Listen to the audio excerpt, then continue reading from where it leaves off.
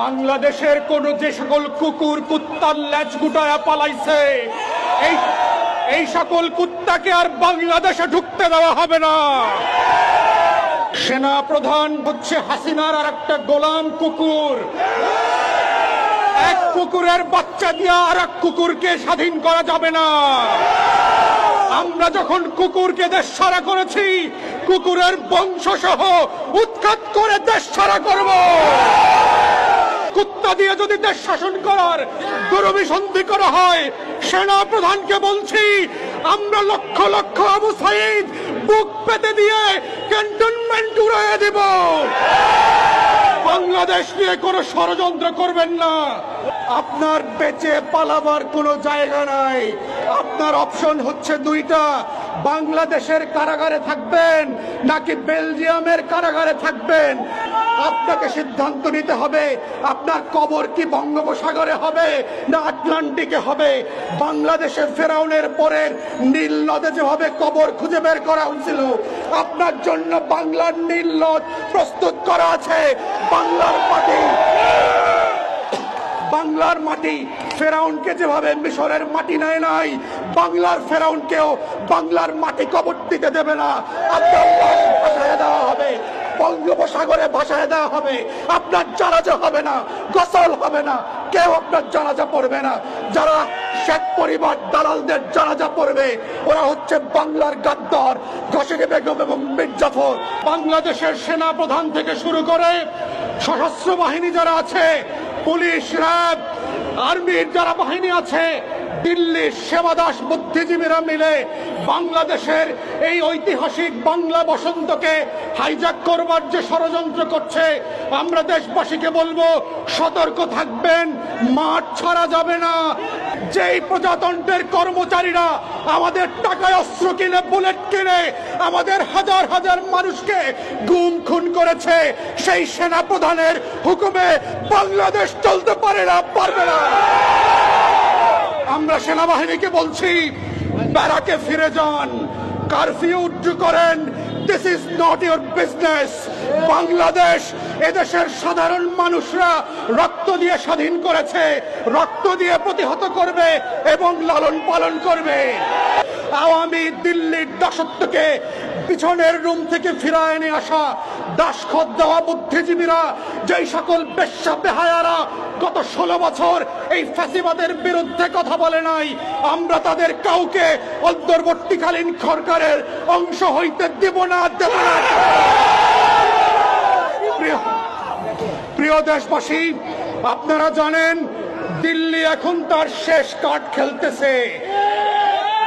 হাসিনা এবং রেহানাকে নিয়ে দিল্লির মসনদের যে চিড়িয়াখানা আছে, সেই চিড়িয়াখানা থেকে বাংলাদেশের বঙ্গভবনের ছাগল এবং কুত্তা চুপ্পুর কাছ থেকে দেশটিকে বিক্রি করে দেবার ষড়যন্ত্র করছে।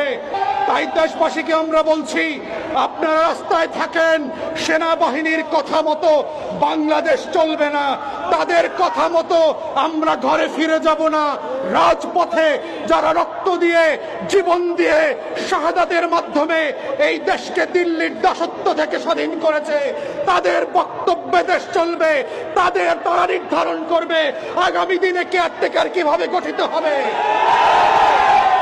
তাই আমরা পরিষ্কার করে বলেছি এবি পার্টির পক্ষ থেকে, শুধু শেখ পরিবারের কুকুরগুলো পদত্যাগ করে পালাইলে চলবে না, বঙ্গভবনের কুকুরগুলোকে পদত্যাগ করে পালাইতে হবে।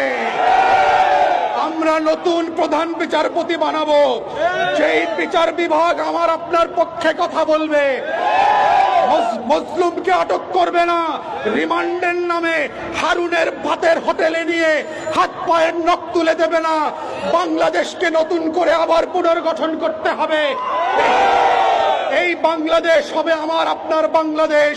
এই বাংলাদেশ হবে কৃষক মজুরের বাংলাদেশ, রিক্সাওয়ালা, সিএনজি ড্রাইভারের বাংলাদেশ, যারা কাজের বুয়া থেকে শুরু করে চা বিক্রেতা আছেন, এই আগামীর বাংলাদেশ হবে তাদের বাংলাদেশ। আওয়ামী লুটেরাদের বাংলাদেশ থাকবে না। আমরা পরিষ্কার করে বলতে চাই, গোয়েন্দা সংস্থা থেকে শুরু করে যারা এখন পর্যন্ত গুলি বন্ধ করছেন না, র‍্যাব থেকে শুরু করে ছাত্রলীগের গুন্ডা কুকুরের বাচ্চারা যারা এখনো গুলি করছেন, পাড়ায় মহল্লায় প্রতিহত করেন, আওয়ামী লীগের কোনো মূর্তি থাকবে না বাংলাদেশে। এই আওয়ামী ফ্যাসিবাদের মধ্য দিয়ে যেই মূর্তি কায়েম হয়েছে, শেখ পরিবারের প্রত্যেকটা মূর্তি ভেঙে ফেলতে হবে। আপনারা চোখ কান খোলা রাখেন। গণভবন, বঙ্গভবন আর সেনাবাহিনীর ক্যান্টনমেন্ট থেকে বাংলাদেশের জনগণের শাসন করার কোনো গাইডলাইন তৈরি হবে না। বাংলাদেশের শাসন ব্যবস্থার গাইডলাইন তৈরি করবে ছাত্র সমাজ।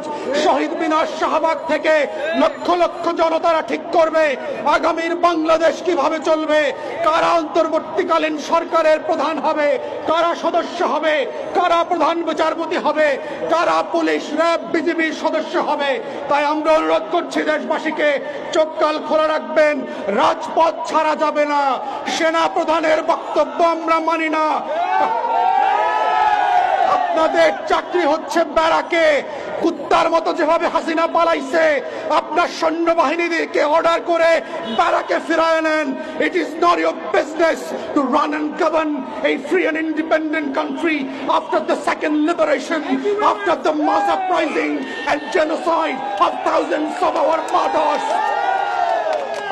আমরা এই গণহত্যার বিচার করব, এবং এই গণহত্যা শুধু না, গত 16 বছরে বাংলাদেশের ব্যাংকগুলোকে শেয়ার মার্কেট থেকে লুট করে বাংলাদেশকে যারা পদে পদে ফকির বানিয়েছে, আমার আপনার ডলার পাচার করেছে, বাংলাদেশকে গরিব করে দিয়েছে, তাদের প্রত্যেককে আমরা বিচারের মুখোমুখি করব।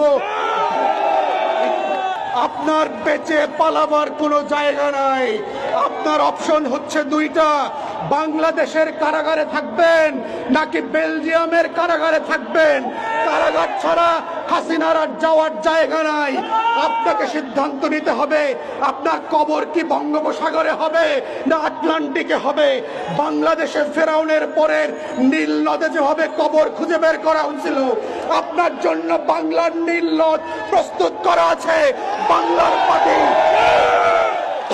বাংলার মাটি ফেরাউনকে যেভাবে মিশরের মাটি নেয় নাই, বাংলার ফেরাউনকেও বাংলার মাটি কবর দিতে দেবে না। আব্দুল্লাহ ভাসায় দেওয়া হবে, বঙ্গোপসাগরে ভাসায় দেওয়া হবে। আপনার জানাজা হবে না, গোসল হবে না, কেউ আপনার জানাজা পড়বে না। যারা শেখ পরিবার দালালদের জানাজা পড়বে, ওরা হচ্ছে বাংলার গাদ্দার, ঘসিটি বেগম এবং মীর জাফর।